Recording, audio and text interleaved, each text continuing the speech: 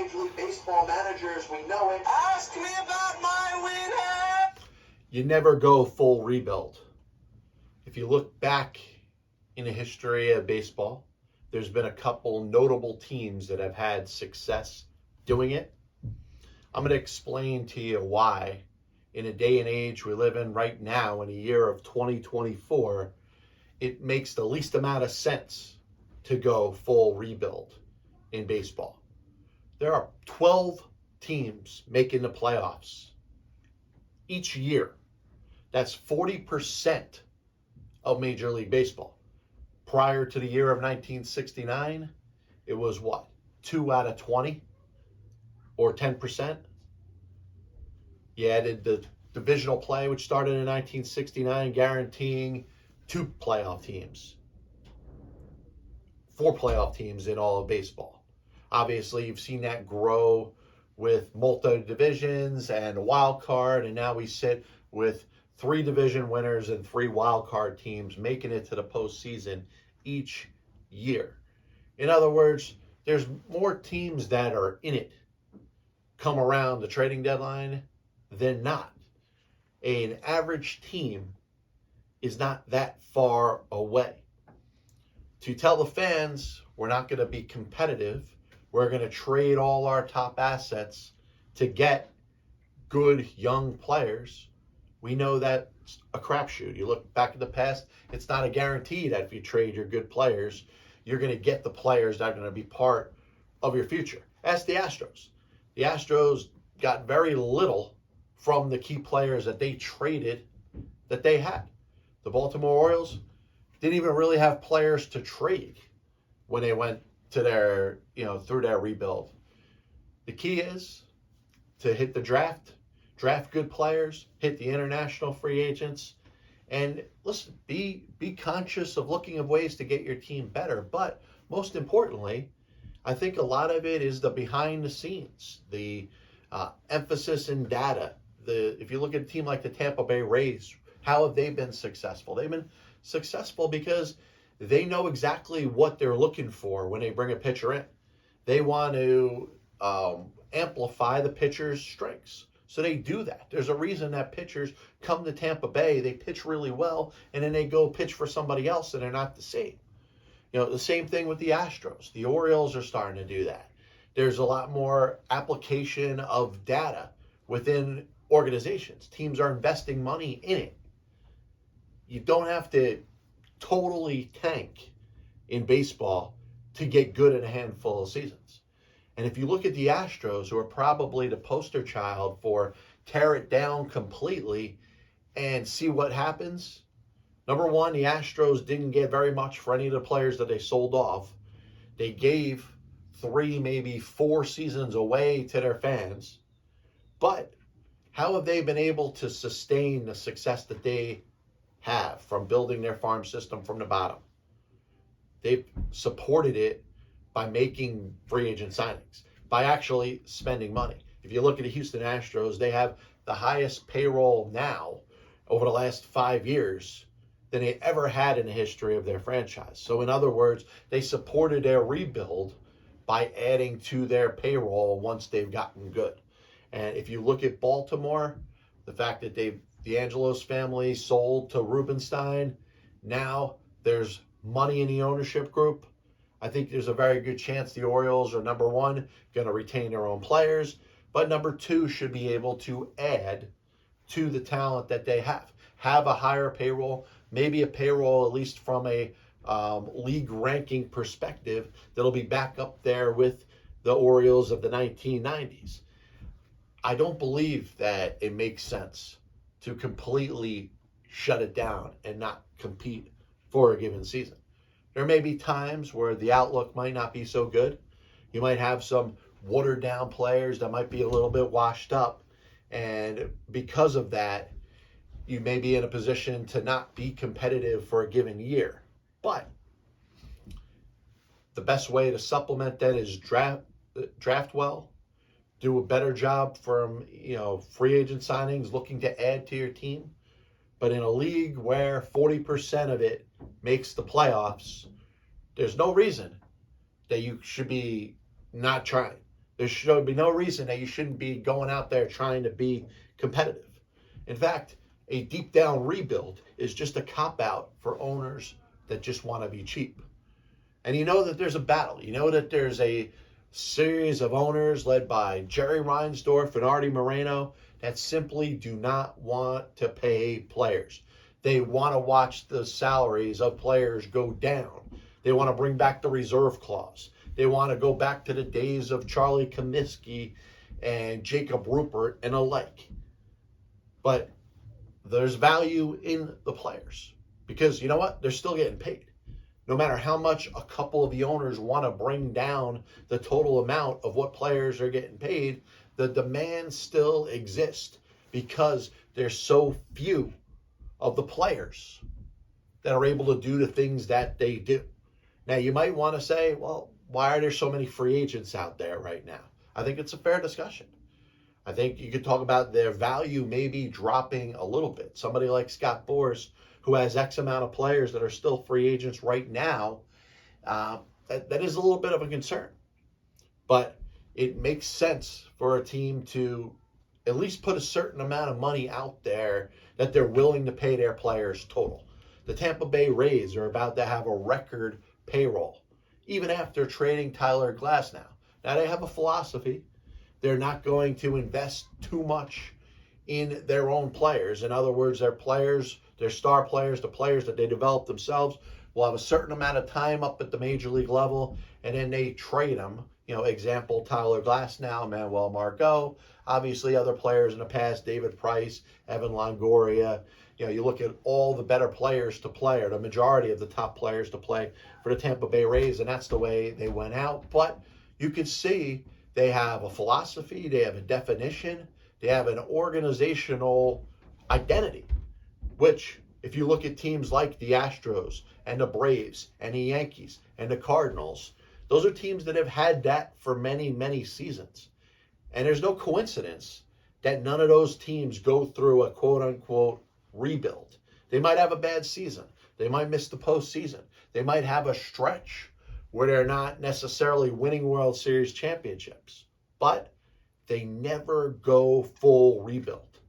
And I think that's the message. That's a message for the rest of Major League Baseball.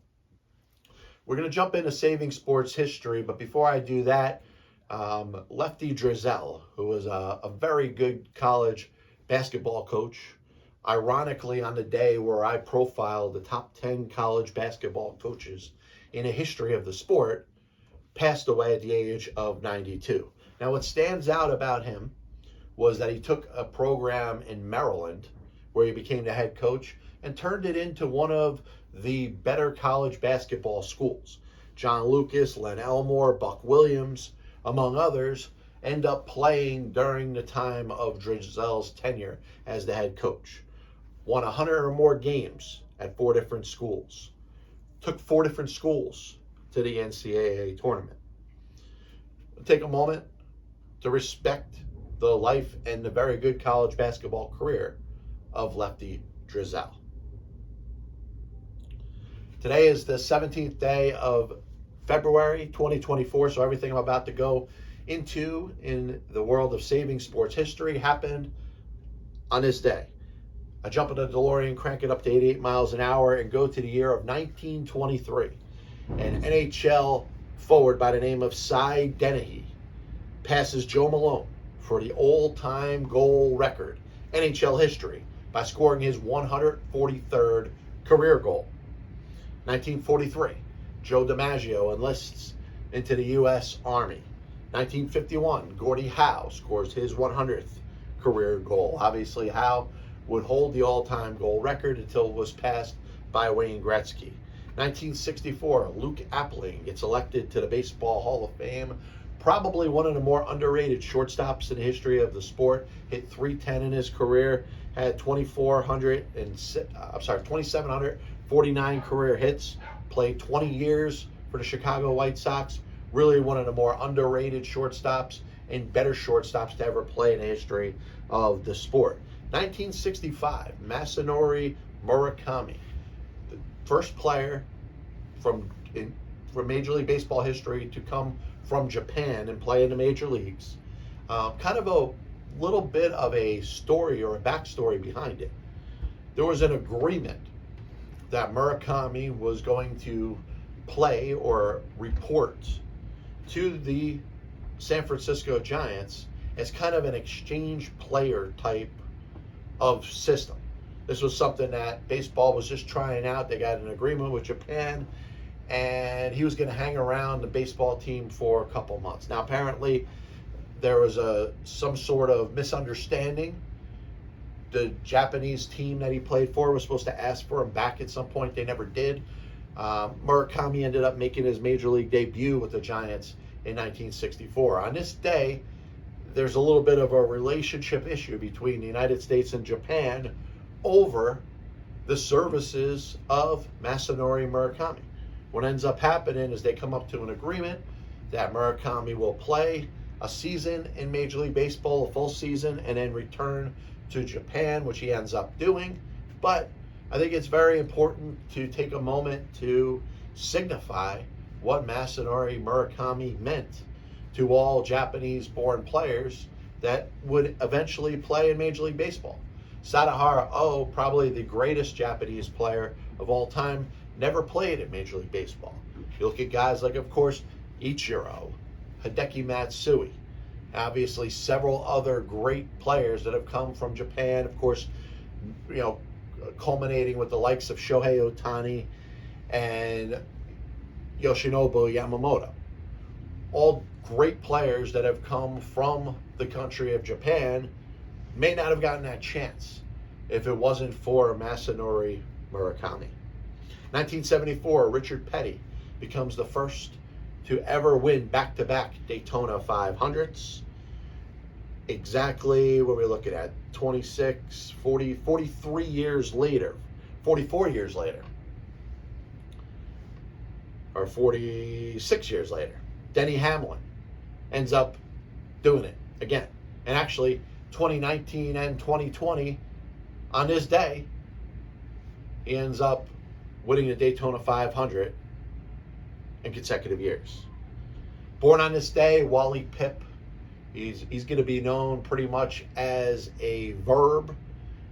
Wally Pipp. You look at Lou Gehrig, comes in there, plays a game for Wally Pipp because he's out with a headache, and Wally Pipp never saw first base for the New York Yankees again. He was born on this day in 1893. Legendary broadcaster Red Barber, born on this day in 1908. Roger Craig, former Major League pitcher and manager for the San Francisco Giants, was born on this day in 1930. 1 year later, the greatest defensive coach, in my opinion, in the history of pro football. You could say he's up there with Bill Belichick, but you look at what Buddy Ryan did as a defensive mind, and it was revolutionary to the sport. He took the quarterback position, which offenses did everything they could to try to protect, and he said he was going to do everything he can to stop that quarterback, to hinder that quarterback, to even go to a point where he paid players to take out the opposing quarterback. Buddy Ryan's defense is what the NFL is right now. 1936, the greatest running back in the history of pro football, Jim Brown, was born. 1963, the greatest basketball player in the history of basketball, Michael Jordan, was born. 1986, we lost Hall of Fame baseball pitcher Red Ruffing, one of the best pitchers to ever pitch for the New York Yankees. Another Yankee great pitcher passed away just 3 years later, Vernon Lefty Gomez. And in 2020, one of the greatest female golfers in the history of sport, Mickey Wright, passed away. This is the Pass Ball Show, brought to you by JohnPLA.com, by St. Aloysius Church in Jackson, New Jersey, by Two Ways, One Passion food truck located in Scranton, Pennsylvania. We'll be back with you soon. If you're interested in hearing me flap my yap mouth, you can check me out on Spotify, Apple Music, Amazon Music, video, and podcast, both available on YouTube. God bless you, and as always, I'll see you on the other side.